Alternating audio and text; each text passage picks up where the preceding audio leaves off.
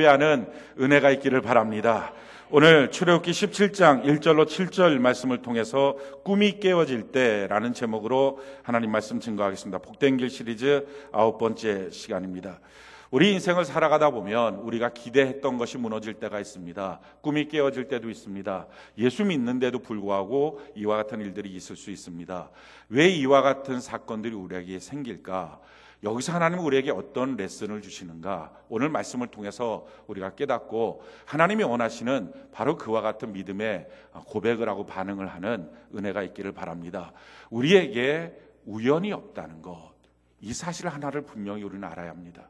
하나님은 우리와 함께 하시는데 우연이 있거나 어쩔 수 없는 상황이 생기거나 그런 일은 없습니다. 다 하나님의 의도 안에 있는 것입니다. 그렇다면 왜 내가 그렇게 기대했던 일들이 무너졌을까?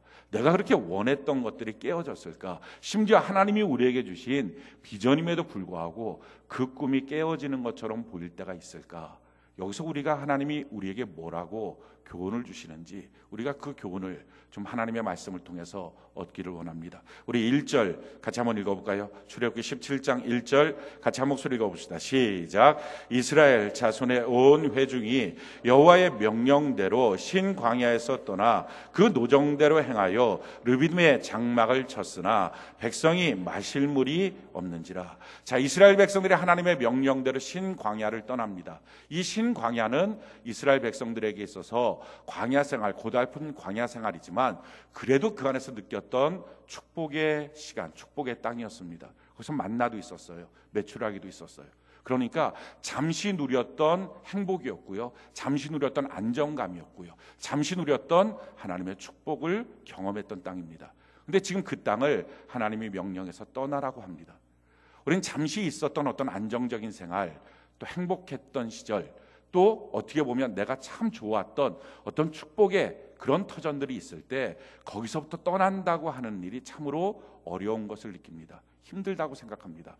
떠나지 않고 여기에 좀 머물렀으면 좋겠다, 좀 더 이 안정감의 생활을 좀 누렸으면 좋겠다 하는 생각들을 하게 됩니다. 베드로, 요한, 야고보가 예수님과 함께 변화산에 올라갔을 때 그 변화산에서 예수님과 엘리야와 모세가 같이 있는 모습을 보면서 너무 좋았습니다. 그래서 거기서 말하죠. 여기가 너무 좋사오니 우리 여기다 초막 셋을 짓고 머무릅시다 하는 고백을 합니다. 사람들의 마음이 이렇습니다. 너무 좋으면 머무르고 싶어 합니다. 근데 우리가 기억해야 될 것은요, 어떤 장소가 좋은 게 아닙니다. 어떤 사람이 좋은 게 아니고요, 어떤 일이 좋은 게 아닙니다. 신명기 28장에 보면 여호와의 말씀을 청종하면 너가 성읍에서도 복을 받고 들에서도 복을 받고, 할렐루야, 너가 들어와도 복을 받고 나가도 복을 받고. 그러니까 성읍에 있느냐 들에 있느냐, 나갔느냐 들어갔느냐, 그게 중요한 게 아니라 하나님의 말씀을 듣고 순종하고 있느냐, 이게 중요하다는 것입니다. 그래서 어떤 장소에 있느냐, 그 장소에 있을 때만 복이 있는 게 아니고요, 어떤 사람과 있느냐, 그 사람과 있을 때만 복이 있는 게 아니라는 것입니다. 어떤 일을 할 때 그 일에만 복이 있는 게 아니라는 것입니다. 복은 오직 하나님께 있습니다. 할렐루야. 그래서 이스라엘 백성들은 지금 이 신광야를 떠나면서 이런 두려움도 있었을 것입니다. 과연 다른 곳에 가면 만나가 있을까? 다른 곳에 가면 메추라기가 올까? 이런 두려움도 있었을 것입니다. 그런데 하나님이 지금 가라고 하십니다. 사랑하는 성도 여러분, 우리 신앙생활은요, 머무르면 안 돼요. 계속 전진하는 것입니다. 성경이 우리에게 이렇게 말합니다. 베드로서 1장 4절로 7절 우리가 한번 읽어볼까요? 시작. 이로써 그 보배롭고 지극히 큰 약속을 우리에게 주사 이 약속으로 말미암아 너희가 정욕 때문에 세상에서 썩어질 것을 피하여 신성한 성품에 참여하는 자가 되게 하려 하셨느니라. 그러므로 너희가 더욱 힘써 너희 믿음의 덕을, 덕의 지식을, 지식의 절제를, 절제의 인내를, 인내의 경건을, 경건의 형제 우애를, 형제 우애의 사랑을 더하라. 계속 전진하라는 것입니다. 신앙생활은 머물러 있으면 실족합니다. 왜 시험 듭니까? 머물러 있기 때문에 그렇습니다. 왜 천국이 점점 멀어지고 실감이 안 납니까? 왜 하나님의 축복과 은혜가, 왜 하나님이 실감이 안 나죠? 예수를 믿는다고 하는데 그게 지식에는 있는데 내 마음속에 왜 실감이 안 납니까? 머물러 있으면 그렇습니다. 머물러 있으면 실족하고요, 머물러 있으면 영원한 천국이 점점 흐려집니다. 그런데 계속 전진하면 너무나 뚜렷하고 분명해집니다. 지금 여러분들이 어디에 있든지 믿음에 있다면 믿음의 덕에 있다면 지식에 있다면 절제에 있다면 인내에 있다면 경건에 있다면 형제 우애에 있다면 사랑을 점점 더해가는 삶, 이것이 필요합니다. 우리 신앙생활 그러기 때문에 꼭 버려야 될 단어 한 가지가 있다면 집착입니다. 이 사람만큼은 안 돼요. 이것만큼은 안 돼요. 이 일만큼은 안 돼요. 이것만큼은 안 돼요. 하고 있는 이 집착. 정말 하나님의 명령이 그런 건지, 하나님의 명령에 거기 머무르라고 하면 머무르는 것입니다. 근데 하나님의 명령과 상관없이 익숙하니까, 내가 좋아하니까, 이것이 편안하니까, 이것이 내게 기쁨을 주니까 이것만큼은 안 돼요 하는 집착, 이걸 내려놔야 합니다. 그래야 진실한 복의 사람이 됩니다. 성경이 이렇게 말합니다. 창세기 12장 1절로 2절 우리 같이 한번 읽어볼까요? 시작. 여호와께서 아브라함에게 이르시되 너는 너의 고향과 친척과 아버지의 집을 떠나 내가 내게 보여줄 땅으로 가라. 내가 너로 큰 민족을 이루고 내게 복을 주어 내 이름을 창대하게 하리니 너는 복이 될지라. 그렇습니다. 고향, 친척, 아버지 집, 얼마나 우리에게 안정감을 주는 것입니까? 얼마나 우리에게 방어막이 될 수 있습니까? 그런데 하나님은 지금 떠나라라고 명령하시면 떠나는 것입니다. 무엇인가를 붙잡고 이거 없으면 안 되겠다고 집착하지 말고, 정말 내가 있는 이것이, 내가 붙잡고 있는 이 일이 하나님의 명령인지 아닌지를 귀담아 드려야 됩니다. 그래서 하나님의 명령대로 전진하니까 너는 복이 될지라 라는 말씀을 읽습니다. 복은요, 하나님의 명령대로 걸어갈 때 복이 있습니다. 오늘 이 성경에 보니까요, 출애굽기 17장 1절 우리 다시 한번 읽어볼까요? 17장 1절 같이 한 목소리 시작. 이스라엘 자손의 온 회중이 여호와의 명령대로 신광야에서 떠나 그 노정대로 행하여 르빈의 장막을 쳤으나 백성이 마실 물이 없는지라. 지금 이스라엘 백성들이 하나님의 명령대로 축복의 땅이었던 신광야를 떠납니다. 그 명령대로 떠나서 어디로 갑니까? 르비딤으로 갑니다. 이 르비딤이라고 하는 곳은요, 소문난 오아시스예요. 굉장히 큰 그 물이 있는 그런 오아시스입니다. 그러니까 이스라엘 백성들이 이 길로 가면 굉장히 소문난 오아시스가 있는데, 굉장히 좋은 오아시스가 있는데, 야, 그래도 이 신광야를 떠나도 하나님은 우리에게 좋으신 하나님이야. 이 멋진 르비딤이라는 이름 자체가 쉴 곳이라는 뜻이거든요. 야, 우리 쉴 곳으로 인도하시네. 얼마나 멋있을까? 얼마나 멋진 오아시스일까? 거기서 우리 실컷 물 좀 먹고, 동물 우리가 데리고 가는 이 가축들도 물을 마시게 하자. 물도 많이 우리가 저축하자. 아마 이런 소망을 갖고 소문난 오아시스였던 그 쉴 곳, 이름 자체가 쉴 곳인 이 르비딤에 도착합니다. 근데 오늘 성경에 보니까 뭐라고 말하죠? 그곳에 마실 물이 없었다는 거예요. 이게 오늘 말씀의 배경입니다. 그들이 기대를 했어요. 소망을 가졌어요. 심지어 하나님의 명령에 따라서 걸어갔어요. 근데 걸어가는 그곳이, 자기가 원하는 그 꿈의 장소가, 그 기대했던 그것이 마실 물이 없는 거예요. 왜 이런 일이 발생했을까요? 여기서 주신 하나님의 교훈이 있어요. 이 물이라고 하는 사건 속에 우리가 기억나는 것은, 한 달 전에 이스라엘 백성들이 출애굽을 하고 난 다음에 마라라고 하는 곳에서 물에 대한 테스트가 있었어요. 마실 물이 없었다가 물을 발견했는데 물이 쓴물입니다. 그 쓴물 앞에 그들이 원망할 때 하나님 말씀하십니다. 원망하지 마, 불평하지 마. 여기서 감사하는 거야. 여기서 이 쓴물 앞에서도 하나님을 사랑해야 돼. 하나님의 말씀에 순종해야 돼. 그러면 너희에게는 모든 병을 치료할 뿐만 아니라 물도 넉넉하게 주고 엘림으로 인도해서 너희를 풍성하게 할 거야. 이거를 하나님이 제정하셨다 그랬어요. 이게 사실 공식이에요. 우리가 어떤 문제를 만나면 하나님 주신 공식이 있다고요. 그 공식이 뭡니까? 원망하지 말고, 불평하지 말고, 하나님 앞에 그것을 감사하고, 하나님의 말씀을 청종하고, 하나님을 더욱 사랑하고, 이렇게 하나님께 더 가까이 가면, 그러면 그것이 바뀌어서 하나님의 축복의 터전이 된다. 이게 공식입니다. 자, 여러분들이 수학을 다 배웠죠. 수학 시간에 선생님이 공식을 가르쳐 줍니다. 그럼 공식 가르쳐 주고 난 다음에 뭘 합니까? 이 공식을 제대로 배웠나 안 배웠나 테스트를 합니다. 그 테스트가 뭐죠? 그 공식을 적용할 수 있는 비슷한 문제들을 여러 개 냅니다. 그러고 그거 풀라 그럽니다. 그거 풀면 공식 제대로 익혔구나. 근데 그거 못 풀면 공식 안 익힌 거예요. 지금 이스라엘 백성에게 한 달 전에 사건 가운데 삶을 사는 공식을 가르쳐주고, 그러고 나서 지금 한 달 후에 똑같은 그 공식을 대입할 수 있는 문제를 낸 겁니다. 그럼 보시는 거예요. 그 공식대로 푸는지 안 푸는지. 사랑하는 성도 여러분, 만약에 여러분들의 인생에 비슷한 문제가 반복합니까? 1년 전에도, 2년 전에도, 5년 전에도. 이유는 한 가지예요. 못 풀어서 그래요. 오답을 자꾸 내니까, 정답이 아니니까. 그 정답을 내도록 하나님이 원하시는 거예요. 사랑하는 성도 여러분, 우리가 이 땅은요 대충 사는 땅이 절대 아닙니다. 왜냐하면 이 땅이 끝나고 나면 영원한 천국에서 우리가 주님과 더불어 얼굴을 마주대하며 살 것입니다. 그런데 우리가 이렇게 사는 것처럼 변화되지 않고 이 모습 그대로 천국 가면 주님도 불편하고 우리도 불편합니다. 살 수가 없어요. 그러니까 거기는 천국이 안 되고 지옥 되는 거예요, 바로. 그러니까 어떻게 하든지 이 땅에서 우리를 연단하십니다. 그래서 마칠 때까지 그 문제를 계속 내시는 거예요. 인간관계 문제입니까? 질병의 문제입니까? 물질의 문제입니까? 똑같은 문제가 반복하고 있다면 왜 내 인생은 이렇게 자꾸 꼬여? 그게 아니라 내가 지금 오답을 내고 있구나 하는 것을 깨달아야 합니다. 자, 하나님께서 지금 원하시는 모습은 뭡니까? 원망하지 말고 불평하지 말고 하나님의 말씀을 청정하고 하나님을 사랑하고 하나님께 더 가까이 가라. 이게 하나님의 뜻이었습니다. 근데 그 뜻과 반대로 이스라엘 백성들이 지금 어떻게 반응을 합니까? 우리 2절부터 4절까지 우리 같이 한번 읽어볼까요? 2절부터 4절까지 같이 한 목소리 시작.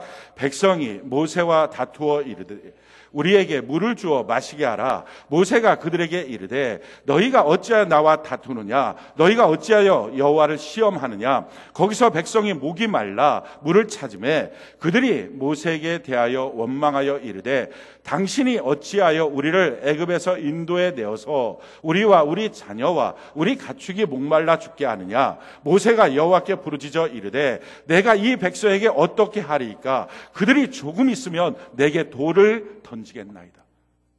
지금 전에 마라의 쓴물의 사건을 했을 때는요, 이스라엘 백성의 반응이 이거였어요. 투덜투덜한 거였어요. 수근수근한 거였어요. 무슨 하나님 쫓아도 이렇게 힘만 들어. 이게 뭐야? 그냥 몇 명이 모여서 투덜투덜한 거예요. 근데 지금은 어떡합니까? 데모를 하는 거예요. 심지어 모세를 향해서 돌로 쳐 죽이려고 합니다. 폭력 시위가 일어난 거예요. 왜 그렇습니까? 자기가 더 큰 꿈이 있었는데 그 꿈이 깨진 거예요. 그러니까 꿈이 깨진 만큼 원망이 더 커졌어요. 자기가 기대가 무너진 만큼 하나님을 향한 분노가 더 커졌어요. 사랑하는 성도 여러분, 일이 안 되면 안 될수록 화가 더 많이 납니까? 뭔가 내가 원했던 것이 무너질수록 분노가 더 많이 납니까? 바로 이스라엘 백성의 이 모습이에요. 오답을 내는 거예요. 하나님이 원하시는 건 그게 아니에요. 그럼 하나님의 원하심의 반응이 뭡니까? 아마 어떤 사람들이 이렇게 말할 겁니다. 사람들은 다 이런 사건이 되면 이렇게 반응하겠죠 라고 말할 거예요. 그렇지 않아요. 빅터 프랭크라고 하는 사람이 죽음의 수용소에서라고 하는 책을 썼는데 그 책은 나치 치하에 있었던 유태인들의 수용소의 내용입니다. 그 빅터 프랭크가 의사였었는데요, 나치 그 유태인들 잡아놓은 수용소에 가면 하루 동안 마실 수 있는 물을 한 대접 이렇게 준다고 합니다. 그러니까 그 물만 마시는 거예요. 근데 그 물이 하루 동안 마시기도 벅찬 거예요. 너무 작은 거예요. 근데 다른 사람은 그냥 물만 허겁지겁 마셨는데 빅터 프랭크는 그렇게 안 한 거예요. 한 절반 정도만, 너무 힘들지만 절반 정도만 먹고 나머지를 갖고는 세수를 했어요. 그리고 유리 조각을 주워 갖고서는 면도를 했어요. 그가 이렇게 말한 거예요. 나는 인간으로서의 모습을 포기하지 않을 거야. 이게 무슨 말이냐면은 수용소에 집어넣고 나치가 했던 일은요, 그 수용소 방 안에 화장실이 없어요. 같이 있는 거예요. 그냥 화장실하고 어떻게 구분돼 있고 뭐가 없는 거예요. 그러니까 똥 범벅인 거예요. 옷들마다 오줌 범벅인 거예요. 씻지도 못하고. 그러니까 시간이 지나면서 스스로가 인간이 아닌 것 같은 느낌이 드는 거예요. 자기가 동물 같은 느낌이 드는 거예요. 그냥 먹을 거 앞에 허겁지겁하는 그 모습들이 보이는 거예요. 그렇게 인간 아닌 것처럼 자기의 모습이 다 무너져 있으면 그들을 붙잡아 갖고 가스실에 넣는 것이 양심의 가책이 안 된 거예요. 모습이 그러니까 어차피 동물 같으니까. 그런데 지금 빅터 프랭크랑 또 그런 종류의 사람들이 있었는데 그 사람들은 세수를 한 거예요. 면도를 한 거예요. 그러니까 자기들이 봤을 때, 나치들이 봤을 때 자기랑 똑같은 모습의 사람들로서 보이니까 그들을 붙잡아 가스실에 넣는다는 게 양심의 가책이 된 거예요. 오롯이 그냥 살아남았어요. 그러면서 그 빅터 프랭크가 그 책에서 했던 말이 이것입니다. 자극이 있는데, 그럼 그 자극에서 사람들은 반응을 하는데 자극과 반응 사이에는 공간이 있다는 거예요. 어떤 반응을 선택할지에 대한 자유와 힘이 있다는 거예요. 그러면서 그 빅터 프랭크가 한 말이 이것입니다. 어떤 자극이냐가 반응을 결정하는 게 아니라 어떤 사람이냐가 반응을 결정한다 하는 거예요. 똑같이 원망한다고요? 그 상황이 오면 아니에요. 사람마다 달라요. 왜? 다른 사람이니까. 하나님이 원하는 건 이거예요. 지금 너희가 믿음이 있으면 믿음이 있는 것이 반응이 돼야 되고, 예수 그리스도가 너희 안에 있으면 예수 그리스도가 있는 것이 반응이 돼야 그리스도인이지, 어떻게 예수 안 믿었을 때랑 똑같이 반응하니? 그럼 너희 안에 믿음이 있다는 것이 무슨 말이니? 그런 내용이에요. 꿈이 깨졌습니다. 기대가 없어졌습니다. 내가 원했던 것이 다 무너졌습니다. 그럴 때 반응이 예수 안 믿었을 때랑 똑같습니까? 예수 믿어도 옛날이랑 똑같습니까? 그렇다면 문제가 있는 거예요. 과연 나는 어떤 사람이냐 하는 거예요. 자, 이렇게 기대가 깨지는 상황 가운데 어떤 반응을 해야 합니까? 성경에 보면요, 정답 같은 반응이 있어요. 신약에 등장했던 바울과 실라의 반응입니다. 이 바울과 실라는요, 하나님의 명령에 따라서 또 자기 마음속에 자원하는 마음으로 전도하고 싶은, 선교하고 싶은 열망이 있었어요. 그 열망이 얼마나 멋진지를 성경이, 그 열망 가운데 얼마나 그 전도하기 위해서 애를 쓰는지를 성경은 말하고 있어요. 사도행전 16장 6절로 10절, 우리 같이 한번 읽어볼까요? 사도행전 16장 6절로 10절, 우리 같이 한번 읽어봅시다. 시작. 성령이 아시아에서 말씀을 전하지 못하게 하시거늘 그들이 부르기아와 갈라디아 땅으로 다녀가 무시아 앞에 이르러 비두기아로 가고자 애쓰되 예수의 영이 허락하지 아니하시는지라. 무시아를 지나 드로아로 내려갔는데 밤에 환상이 바울에게 보이니 마게도냐 사람 하나가 서서 그에게 청하여 이르되 마게도냐로 건너와서 우리를 도우라 하거늘 바울이 그 환상을 보았을 때 우리가 곧 마게도냐로 떠나기를 힘쓰니 이는 하나님이 저 사람들에게 복음을 전하라고 우리를 부르신 줄로 인정함이로라. 지금 바울이 어떻게 합니까? 복음을 증거하기 위해서 부르기아 갈라디아 땅으로 막 갑니다. 그런데 성령이 전하지 못하게 막으십니다. 그래서 그는 무시아 앞을 지나서 비두기아로 가서 거기서도 열심히 복음을 증거하기를 원합니다. 그런데 예수의 영이 허락하지 않습니다. 마침내 무시아를 지나서 드로아까지 내려갔습니다. 우리가 생각하는 건 이거예요. 주를 위해 봉사하면, 내가 주를 위해 하는 일이 분명하다면 하나님 길을 열어주셔야 되는 거 아니야? 그럼 내 삶이 좀 편해져야 되는 거 아니야? 내가 이렇게 봉사하는데 지켜줘야 되는 거 아니야? 내가 이렇게 열심을 내는데 내 자녀나 하나님 좀 책임져 줘야 되는 것 아니야? 이와 같은 생각들을 할 때가 있습니다. 내가 이렇게 교회 앞에서 봉사하면 좀 교회가 나를 위해서 좀 배려도 해주고 하나님이 내 인생을 좀 책임져 주고 뭔가 지켜줘야 되는 것 아니야? 봉사를 왜 하는지에 대한 이유를 모르는 거예요. 봉사는 하나님과 거래하는 게 아니라 내게 주신 십자가의 은혜에 감사하는 것입니다. 뭘 더 안 주셔도 됩니다. 1000만 번 생각해도 나는 갚을 수 없는 은혜 받았습니다. 이래서 봉사하는 거예요. 아무것도 안 해주셔도 된다고요. 근데 많은 성도들이 왜 봉사하면서 낙심하고 무너집니까? 봉사가 자기가 나름대로 하나님께 드리는 무엇이라고 생각을 해서 그래요. 아무것도 아니에요. 봉사 안 하면 하나님이 아무것도 못 하실 것 같습니까? 그렇지 않아요. 어쩌면 우리의 봉사가 하나님의 일들을 더 망치고 있을 수도 있어요. 항상 감사하는 것. 지금 어떻게 합니까? 무시아를 지나서 드로아로 갔어요. 그때 9절에 보니까 밤에 환상이 바울에게 보이는데 마게도냐 사람이 와서 우리에게로 건너와라 건너와라 하는 환상이 보였습니다. 그 환상 때문에 지금 바울이 어떻게 하면, 그래 그렇구나, 하나님의 뜻은 저 마게도냐로 건너가는 거였구나, 그럼 내가 마게도냐로 건너가야지 라고 생각하면서 10절에 보니까 그 환상을 보았을 때 우리가 곧 마게도냐로 떠나기를 힘쓰니 라는 거였어요. 하나님이 환상을 보여줬어요. 길을 열어줬어요. 그러면 손 꽂고 그러면 하나님이 언젠가 길을 열어주겠지, 그 길을 열어주면 내가 하나님 안에서 편하게 가겠습니다. 그러니까 하나님의 길은 편안할 거라고 생각해요. 하나님의 길은 내가 노력하지 않아도 알아서 열릴 거라고 생각해요. 근데 그게 아니에요. 하나님의 길을 받자마자 바울이 어떻게 합니까? 그 길로 가도록 힘을 쓰기 시작합니다. 이게 사랑이에요. 사랑이 저절로 됩니까?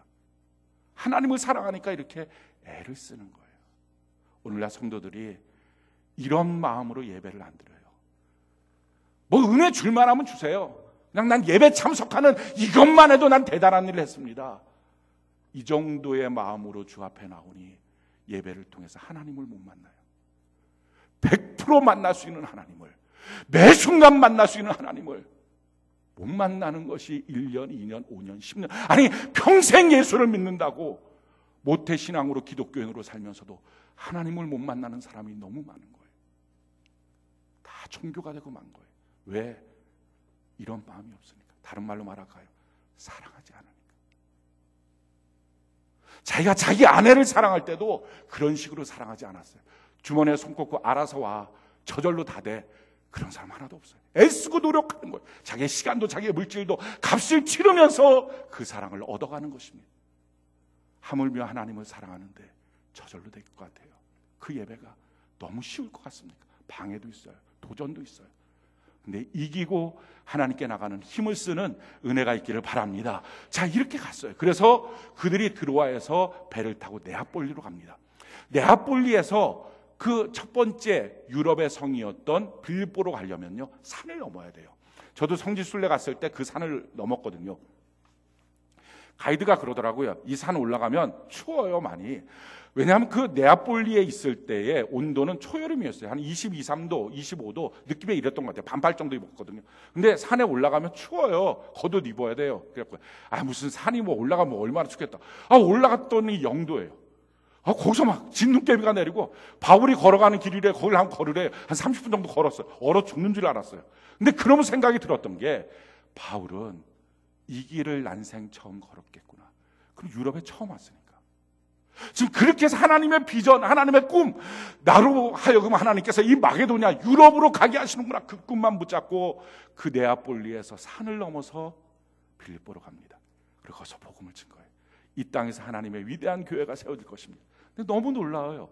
3주 동안 한 명도 안 믿어요. 복음을 안 받들어요. 아니, 무슨 이런 일이 있을까요? 하나님이 오라 그래서 억지로 다른 길을 다 막아놓고 글로 가라 그래서 갔는데 3주 동안 아무도 안 믿어요. 그러니까 이게 바울이 이제 당황을 한 거예요. 야, 이게 진짜 맞나? 그래서 안식일 날 됐을 때 이제 가서 기도를 하자. 그래서 기도 처소를 찾으러 가다가 개울가에 빨래하는 여자들 몇 명이 앉아 있었는데 그들에게 쭈그리고 앉아갖고 복음을 증거했는데 거기서 한 명이 예수를 믿습니다. 그 사람이 루디아예요. 그 루디아가 예수를 믿고 자기 집으로 초청해서 가정에 있는 사람들 예수를 믿었어요. 딱 한 가정. 주님이 오라고 해서 갔는데 3주 동안 내내 고생했는데 한 가정 딱 예수 믿고 더 이상 또 안 믿어요. 그러니까 그렇게 하고 복음을 증거하는데 어떤 귀신 들리는 여자 하나가 계속 쫓아다니면서 방해를 하고 뭐 힘들고 짜증나고 그러면서 그 귀신 들리는 여자를 보면 또 불쌍하기도 하고 그래서 귀신을 쫓아냈어요. 그랬더니 그 귀신 들린 여자를 통해서 그 귀신 들린 것 때문에 점을 받던 그 주인이 자기 수입이 없어진 걸 보고서 이 바울과 실라를 고발합니다. 그래갖고 성경에 어떻게 나와 있느냐, 사도행전 16장 22절로 24절 우리 같이 한번 읽어볼까요? 자, 시작. 무리가 일제히 일어나 고발하니 상관들이 옷을 찢어 벗기고 매로 치라 하여 많이 친 후에 옥에 가두고 간수에게 명하여 든든히 지키라 하니 그가 이러한 명령을 받아 그들을 깊은 옥에 가두고 그 발을 착고에 든든히 채웠더라. 이 고발을 통해서 어떻게 합니까? 끌려갔어요. 옷을 다 찢겨버렸어요. 매로 친 거예요. 그 매로 치고 난 다음에 깊은 옥에 넣은 거예요. 로마의 옥은요, 우리처럼 이렇게 수평에 있는 게 아니라 수직으로 되어 있습니다. 그래서 빌립보에 가면 그 수직 옥을 볼 수가 있는데요. 맨 위에 옥은 잡범들이 있는 거예요. 금방 들어왔다 금방 나가는 사람. 그 다음 옥은 중범들이 있는 거예요. 좀 어려운 사람. 한 10년, 20년 있을 사람. 근데 이 깊은 옥이라고 하는 성경에 말하는 이 깊은 옥은 사형수 옥입니다. 그러니까 한번 들어가면 못 나오는 거예요. 그러니까 거기에 깊은 옥에 넣었다는 것은 너희는 살아나갈 가능성이 없어. 지금 그 얘기예요. 그 죽음의 깊은 옥에 집어넣고요. 그 다음에 뭐 합니까? 그 깊은 옥에서 발은 착고에 든든히 채웠다. 이 착고에 채웠다 하는 말은요, 발을 양쪽으로 쫙 벌려서 최대한 아주 벌릴 수 있으면 끝까지 벌려서 쇠고랑으로 양쪽으로 묶어놓는 겁니다. 얼마나 힘들겠어요, 지금 이게. 등어리는 매로 그렇게 막고 발은 완전히 찢어질 만큼 벌려놓고 그냥 묶어놓고 거기에 있는 거예요. 그러고 나서 지금 상황은 뭐예요? 너희들은 살아서 못 나가. 깊은 옥이야. 지금 그런 상황이에요. 하나님이 오라고 했잖아요. 다른 데 다 막았잖아요. 갔잖아요. 갔는데 그렇게 추위도 떨면서 갔는데 거기 갖고 열심히 전도해도 전도도 안 되더니 결국 한 명 전도하고 그러고 난 다음에 계속 전도하는데 방해하는 귀신 들린 여자가 하루도 괴롭히니까 쫓아낸 것 뿐인데 지금 아무것도 못했는데 그 한 가정 뿐인데 그것도 이제 전도한 지 얼마 안 돼서 세 가족인데 지금 이렇게 하고 자기는 죽는 거예요. 이게 뭔가 무슨 기대가 이렇게 깨지고 있어요. 무슨 이렇게 하나님이 원하시는 전도에 대한 꿈은 이렇게 산산조각 났을까? 그럼 어떻게 할까요? 우리가 예측하는 반응은 원망, 불평, 낙심, 고통. 설사 그건 아니더라도 하나님께 울면서 건전해 주세요, 구출해 주세요. 하나님 어떻게 이럴 수 있어요? 할 것 같은데요. 여기서 전혀 다른 반응이 나와요. 그게 하나님이 원하는 거예요. 그게 믿음이 있는 사람의 반응이에요. 뭐라고 반응이 나옵니까? 사도행전 16장 25절 우리 같이 한번 읽어볼까요? 자, 한 목소리 시작. 한밤중에 바울과 실라가 기도하고 하나님을 찬송하며 죄수들이 듣더라. 그 한밤중에 바울과 실라가 기도하고, 여기서 기도한다는 단어는 아주 특별한 단어예요. 그냥 하나님께 구원해 주세요 부르짖는 구출의 기도가 아니라 하나님을 향해서 경배하는 기도였어요. 거기서 경배를 해요. 그 다음에 뭐합니까? 찬송을 했어요. 근데 더 놀라운 것은요, 그랬을 때 죄수들이 듣더라. 이 듣더라라는 단어는 성경 전체에서 유일하게 쓰여 있는 단어입니다. 나머지 모든 듣는다 하는 단어는 들려서 듣는 거였어요. 근데 여기서 말하는 이 죄수들이 듣더라라는 것은 감동을 받아서 기뻐지면서 듣는 거였어요. 지금 이 감옥은 어떤 곳입니까? 원망, 불평, 낙심, 자적, 다 죽는 사람들만 있어요. 그 사형수 감옥이니까. 참 그 상황 가운데 다 낙심됐을 때 어떻게 보면 최고로 낙심돼 있을 사람이 바울과 실라일 텐데, 죄도 없는데 지금 그 사람이 와서 하나님을 경배해요. 그렇게 기도해요. 구출해달라고 기도하는 게 아니에요. 감사하다고 기도해요. 하나님을 찬양해요. 그들이 들어오는 죄수들마다 원망, 불평, 낙심, 분노, 미움, 이런 소리들만 지긋지긋하게 그 밤에 들었을 텐데 처음으로 감사하는 목소리가 들려요. 처음으로 기뻐하는 소리가 들려요. 경배하는 소리가 들려요. 그러니까 그들 마음속에 신선해진 거예요. 새로워진 거예요. 그래서 그 소리를 기뻐하며 듣고 있어요. 사랑하는 성도 여러분, 하나님은요, 하나님을 사랑하는 자들의 고통을 절대 낭비하지 않아요. 그 고통이 그 사람에게 유익이 아니라면 하나님은 머리털 한 올까지 세시는 분이 그거 없애지 않아요. 참새 하나조차도 떨어지는 것 하나님의 허락이 있어야 떨어진다는 거예요. 기억하십시오. 내게 다가오는 그 어떤 고난과 고통도 내게 유익이 아니라면 그 어떤 악한 자도, 그 어떤 문제도 나의 이 털 하나도 건드리지 못하게 합니다. 하나님은 사랑하는 자의 고통을 절대 낭비하잖아요. 우리 자녀의 고통에 대해서 우리가 어떻게 민감하게 반응하는지를 보면 우리는 힘이 없어서 당하지만 전능하신 하나님이 왜 허용하실까? 이유가 있고 그것이 우리에게 유익하니까. 이 고난받는 이 하나님의 사랑하는 자녀들의 이 기도와 찬양에 대해서 하나님 반응하셨어요. 어떻게 반응하십니까? 사도행전 16장 26절 우리 같이 한번 읽어볼까요? 사도행전 16장 26절 같이 한 목소리 시작. 이에 사도행전 16장 26절 같이 한 목소리 시작. 이에 갑자기 큰 지진이 났어. 옥토가 움직이고 문이 곧 다 열리며 모든 사람의 매인 것이 다 벗어진지라. 지금 바울과 실라만 이 착고가 벗어진 게 아니라 거기 있는 이 깊은 감옥에 있는 사람들이 다 벗어진 거예요. 그 착고가 다 풀어진 거예요. 옥문이 다 열려진 거예요. 진동이 일어났어요. 자, 그랬을 때 사도행전 16장 27절 28절 놀라운 일들이 생깁니다. 27절 28절 같이 한번 읽어볼까요? 자, 시작. 간수가 자다가 깨어 옥문들이 열린 것을 보고 죄수들이 도망한 줄 생각하고 칼을 빼어 자결하려 하거늘 바울이 크게 소리질러 이르되 내 몸을 상하지 말라. 우리가 다 여기 있노라 하니. 지금 문이 다 열렸어요. 그러면 어떻게 해야 됩니까? 도망가야죠.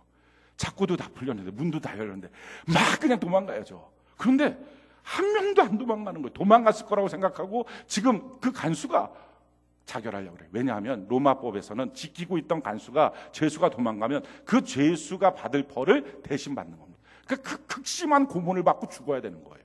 그 사형수의 감옥에 갇혀서. 그러니 차라리 자결하겠다. 지금 그렇게 하고 있는 거예요. 자결하려고 했더니 바울이 아니야. 우리 여기 다 있어.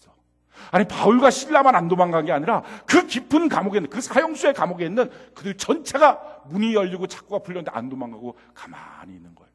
너무 놀라운 사건이에요. 근데 그 다음에는 더 어처구니 없는 일이 일어나요. 사도행전 16장 29절 우리 같이 한번 읽어볼까요? 같이 한 목소리 시작. 간수가 등불을 달라 하며 뛰어들어가 무서워 떨며 바울과 실라 앞에 엎드리고. 지금 이 상황 가운데 간수는 어떻게 해야 돼? 다 도망갔다고 했으면 쫓아가서 옥문을 먼저 잠궈야죠. 그렇죠. 그래야지 안전할 거 아니에요. 옥문을 먼저 다 잠그고 그 다음에 가서 바울과 실라한테 놀란 마음을 진정하면서 어떻게 된 겁니까? 예수를 믿더라도 옥문은 잠궈놓고 믿어야 되는데 지금 그게 아니라 뛰쳐 들어간 거예요. 그냥 그 감옥에. 그리고 그 바울과 실라 앞에 무릎을 꿇은 거예요. 지금 이게 뭡니까? 죄수들의 감옥에 갇혀있는 사람들의 최고의 소원은요, 거기서부터 탈출이에요. 거기서부터 나오는 거예요. 그런데 지금 그들은요, 아무도 안 나와요. 왜? 탈출하는 것보다 더 좋은 걸 그 안에서 지금 누리고 있어요. 하나님의 임재. 그걸 누리는 거예요. 그 경배와 그 기도와 그 찬양 가운데 그 자리에 임재하신 하나님. 그래서 모든 사람들이 지금 그 하나님을 누리고 있어요. 그 하나님의 임재 가운데 들어가 있어요. 도망칠 생각도 없어요. 도망치고 싶지도 않아요. 그리고 마지막 할 일이 있었던 거예요. 그 간수가 뛰어들어가서 형제여 내가 어찌 알고 어떻게 하면 내가 구원을 받습니까? 그때 우리가 너무 잘하는 말을 하죠. 우리 30절 31절 사도행전 16장 같이 한번 읽어볼까요? 자, 시작. 그들을 데리고 나가 이르되 선생들이여 내가 어떻게 하여야 구원을 받으리까 하거늘 이르되 주 예수를 믿으라. 그리하면 너와 내 집이 구원을 받으리라 하고. 구원을 얻기 위한 하나님의 역사가 있어요. 자, 그러면 왜 여기서 꿈이 깨졌을까요? 왜 기대가 무너졌을까요? 원하는 모습처럼 딱딱 전도돼서 교회가 세워지면 좋았을 텐데 왜 그게 아니었을까요? 이유는 이거예요. 바울의 결박, 그리고 바울과 같이 있었던 사람들의 결박을 풀어주시고 그 안에 이루어지는 하나님의 구원이 무엇인지를 보여주기 위한 하나님의 큰 그림이었어요. 자, 오늘 이 출애굽의 사건에서도 마찬가지입니다. 왜 르비딤에 그냥 물이 있으면 되는데 소문처럼 그냥 물이 있으면 될 걸 뭘 그걸 반석에다 집어넣어서 또 때리고 그게 나오게 하고 뭐 이렇게 하나님은 자꾸 이상하게 막 돌아가게 만들까? 이유가 뭘까? 이유가 있어요. 왜 거기서 이스라엘 백성들이 깨진 꿈을 경험했을까?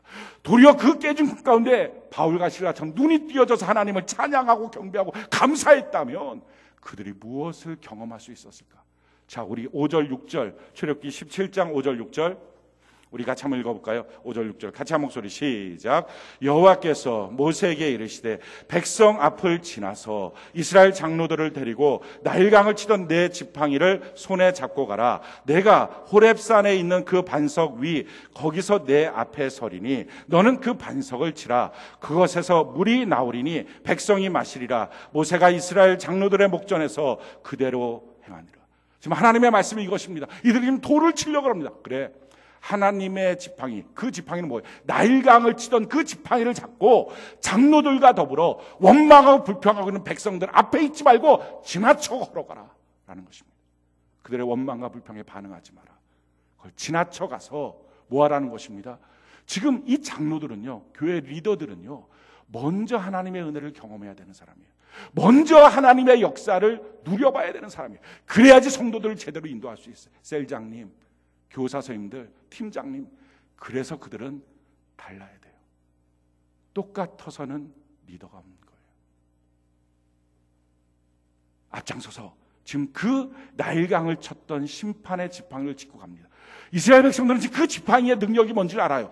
애굽을 망하게 했던 10가지 재앙을 내렸던 그 지팡이에요. 그러니까 지금 그 지팡이를 갖고 장로들과 더불어 성큼성큼 걸어오는 모세를 보면서 겁이 났을 거예요. 오, 우리가 지금 원망하고 불평하고 모세를 향해서 돌을 던지려 했을 때 그 하나님의 심판이 임하나 보다. 그 지팡이를 갖고 우리를 칠 건가 보다. 우리 여기서 다 죽었나 보다. 겁을 먹었을 거예요. 근데 그들 앞을 스쳐 지나가요. 하나님의 명령이 뭡니까? 반석 위에 서라.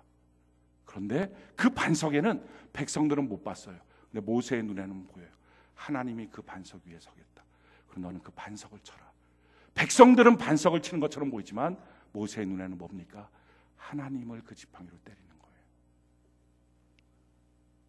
우리가 받아야 될 심판을 하나님이 대신 받으시고 우리가 받아야 될 상처를 하나님이 대신 받으시고 그래서 주신 게 뭡니까?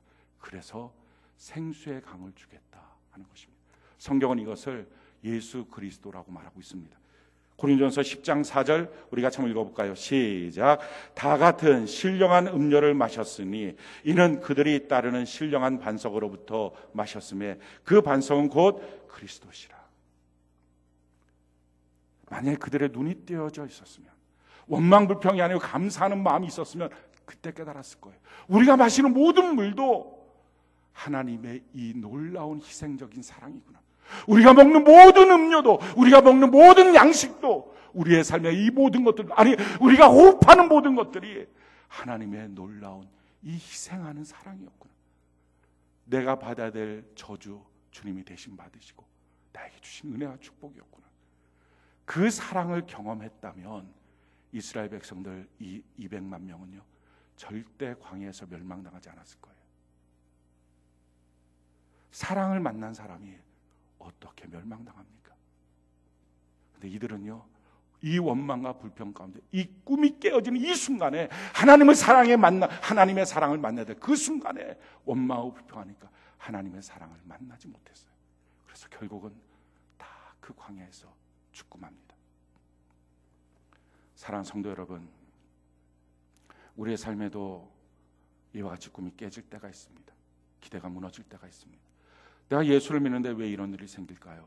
라고 하는 생각이 들 때도 있습니다. 거기엔 분명한 하나님의 교훈이 있어요. 레슨이 있어요. 그걸 우리가 들어야 돼요. 그걸 우리가 봐야 돼요. 먼저 하나님을 향해서 기뻐하고 경배하고 감사하고 하나님 앞에 더 가까이 가야 돼요.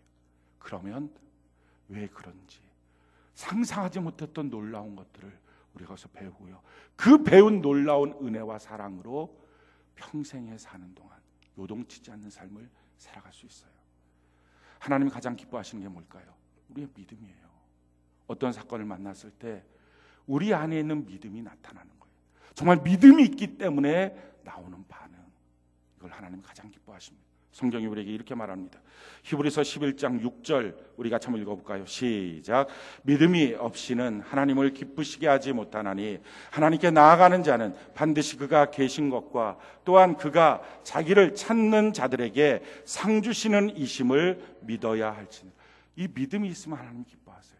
다른 것들로는 하나님을 기쁘시게 할 수 없어요. 하나님이 우리에게 주시는 이 믿음이 우리의 삶의 모든 속에서 나타나는 거예요. 그런데요, 이 믿음이 그냥 턱턱 안 나타나요. 이 믿음이 확실하게 나타나기 위해서는요, 연단이 있어야 돼요. 그럼 누구에게나 마찬가지예요. 성경이 우리에게 이렇게 말합니다. 베드로전서 1장 7절 우리 같이 한번 읽어볼까요? 시작. 너희 믿음의 확실함은 불로 연단하여도 없어질 금보다 더 귀하여 예수 그리스도께서 나타나실 때에 칭찬과 영광과 존귀를 얻게 할 것이다. 믿음의 확실함은 불로 연단하는 시련을 통해서 나타나는 것입니다. 여러분들이 어떤 날 말씀의 은혜를 받고 감동을 받아서 결심을 합니다. 내가 이렇게 살아야지, 내가 이렇게 믿음으로 살아야지, 내가 이렇게 전도하며 살아야지, 이렇게 결심해요. 근데 결심하고 나서 얼마 안 있으면 정말 자기에게 안 좋은 일이 생겨버리는 거예요. 낙심할 만한 사건이 생기는 거예요. 자, 그럴 때 어떡합니까? 역시 난 안 돼, 난 결심해도 소용없어. 아니죠.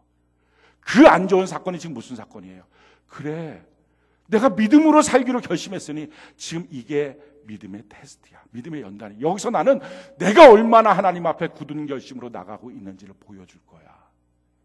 이게 정답이라고요.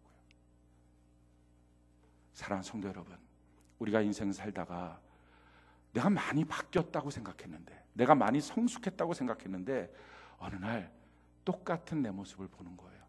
역시 신앙 소용없어. 열심히 바뀐다고 신앙생활해도 역시 모양이야. 아니에요. 그래요, 주님. 원래 내 모습은 이거예요. 그래서 내가 한눈 팔면 난 넘어져요. 난 주님 앞에 서 있을게요. 이렇게 넘어진 부분에서 다시 하나님을 바라보는 사람들은요, 자기가 틈을 내지 않으려고 이 경각심을 갖기 시작해요. 이게 믿음의 확실함이에요. 그러면 그 사람은 요동치지 않아요.